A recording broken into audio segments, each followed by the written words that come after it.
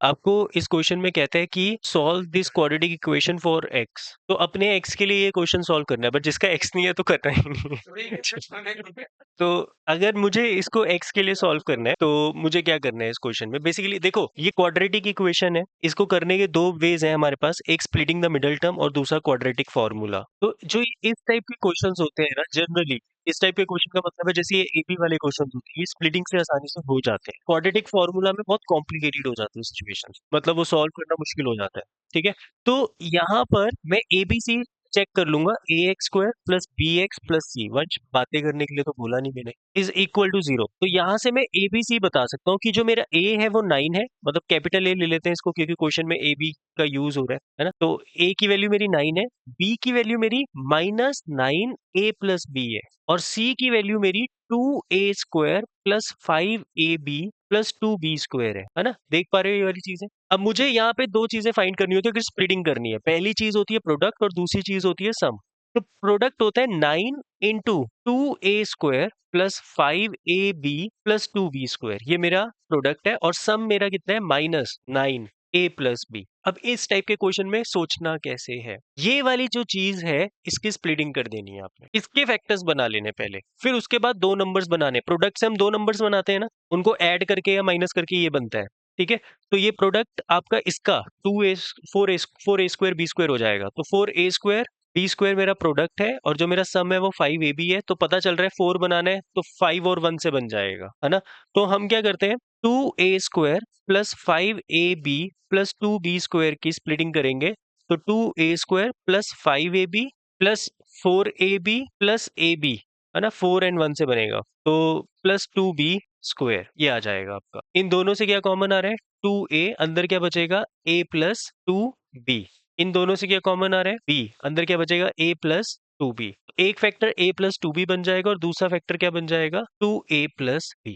ऐसा हमेशा होगा, फैक्टर्स बनेंगे। ठीक है, अब मुझे जो मेरा जो प्रोडक्ट है ना वो बेसिकली अब पता है क्या बन चुका है, मेरा प्रोडक्ट बन चुका है P is equal to 9 into A plus 2b and 2a plus B. मुझे इसकी हेल्प से ये बनाना है, मतलब मुझे क्या बनाना है, -9a -9b बनाना है। ठीक है, तो अगर मैं इस 9 को तोड़ दूं, 3 इंटू 3 कर देता हूँ, एक 3 इसको दे देता हूँ, एक 3 इसको दे देता हूँ, तो मेरी दो टर्म्स क्या बनेगी, यही मेरा बन जाता है जनरली स्प्लिटिंग वाली टर्म्स। ये क्या बनेगा मेरा 3a प्लस 6b, और ये क्या बनेगा मेरा 6a प्लस 3b, और दोनों को ऐड करोगे तो क्या बनेगा 9a प्लस 9b बनेगा।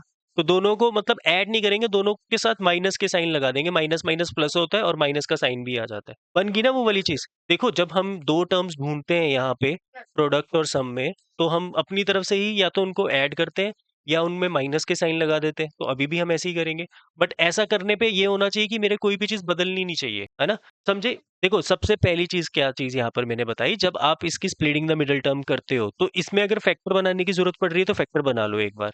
फैक्टर बनाने के बाद जो दो फैक्टर्स बनेंगे ना, वो ही आपकी जो मेन स्प्लिटिंग है उसको स्प्लिट कर देगा। ठीक है, जनरली ऐसा होता है हमेशा। ओके, तो बस ठीक है, अब हम इसकी स्प्लिटिंग कर देते हैं, हमारे पास निकल तो गए हैं सब कुछ।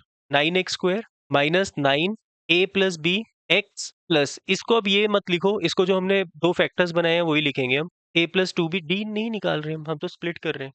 जब मैंने इनमें ए बी सी निकाल लिया तो मैंने सबसे पहले जो मेरा प्रोडक्ट और सम निकलता था, प्रोडक्ट कैसे निकलता था, इनको मल्टीप्लाई करके, सम ये बीच वाली टर्म होती थी। हाँ ये क्योंकि इसमें एक्स नहीं है किसी के पास भी, तो ये पूरी टर्म सी है। हमने इन दोनों को मल्टीप्लाई करके क्या निकाल लिया, प्रोडक्ट, और इन बीच वाली टर्म से हमने निकाल लिया सम। अब मुझे इनकी हेल्प से ये बनाना है, यहाँ से दो टर्म्स निकालनी है जिससे ये बन जाए। तो दो टर्म्स निकालने के लिए हमने इसके स्प्लिटिंग द मिडिल टर्म करके ना इसके दो फैक्टर्स बना लिए।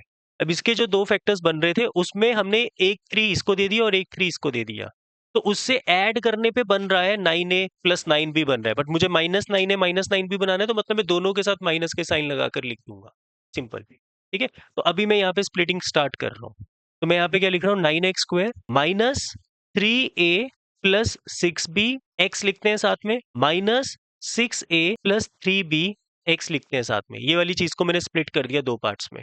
अब अगर आप इनको ऐड करोगे तो यही रिजल्ट बन रहा है, समझे। Plus a plus 2b 2a plus b is equal to 0। यहां तक बात समझ आई। पहले दो में से कॉमन निकालना है। देखो वैसे ही ये वाली चीज के साथ 3 है कॉमन में, है ना, हमने वो मल्टीप्लाई कर दिया था। अभी लिख लेते हैं चलो एक बार, 9x स्क्वायर माइनस 3 कॉमन लेकर a plus 2b x, minus 3 common लेकर 2a plus B x, plus अब वही स्प्लिटिंग द मिडल टर्म करने के बाद कॉमन निकालते हैं और कॉमन निकलते हैं हमेशा क्योंकि स्प्लिटिंग ही इस हिसाब से होती है। तो इन दोनों में से क्या कॉमन निकलेगा 3x, अंदर क्या बचेगा 3x minus a plus 2b, और इन दोनों में से क्या कॉमन निकलेगा 3 नहीं निकलेगा इस बार, सिर्फ 2a प्लस b, और माइनस के साइन के साथ निकलेगा क्योंकि तभी ये अंदर साइन चेंज हो जाएंगे, 3x प्लस नहीं होगा माइनस आ जाएगा minus a plus 2b equals to 0। तो एक फैक्टर ये बन गया 3x minus a plus 2b, और दूसरा फैक्टर बन गया 3x minus 2a plus B equals to 0। तो x निकालना था, यहाँ से आपके पास आ जाएगा 3x किसके इक्वल a प्लस 2b के इक्वल, तो x की वैल्यू आ जाएगी a प्लस 2b बाय 3, और दूसरे वाले में आ जाएगी 3x किसके इक्वल आ जाएगा 2a प्लस b के इक्वल, तो x की वैल्यू आ जाएगी 2a प्लस b बाय 3। समझ आए दोनों? मतलब करने का तरीका, लॉजिक क्या है, पूरा लॉजिक ये है, स्प्लिटिंग द मिडिल टर्म में ऑटोमेटिक सब कुछ बनने वाला है। ये क्वेश्चन ज्यादा इजी होते हैं क्योंकि इसकी हेल्प से जो स्प्लिट करके दो फैक्टर्स बनेंगे वो ही ये बनाने वाले हैं। समझे कि नहीं? जब आपने इसकी स्प्लिटिंग की तो इसके ये दो फैक्टर्स बने, साथ में प्रोडक्ट के पास 9 भी था, हमने एक 3 इसको दे दिया और एक 3 इसको दे दिया, तो ऑटोमेटिक जब हम दोनों को ऐड कर रहे हैं तो 9a प्लस 9 भी बन रहा है। और स्प्लिट करने के टाइम पे हम दो टर्म्स लिखते हैं ना बीच वाले के स्प्लिट करके, तो वो दो टर्म हमने ये निकाल ली थी, तो बस वो x के साथ लिख दी और फिर कॉमन निकाले। समझ आया?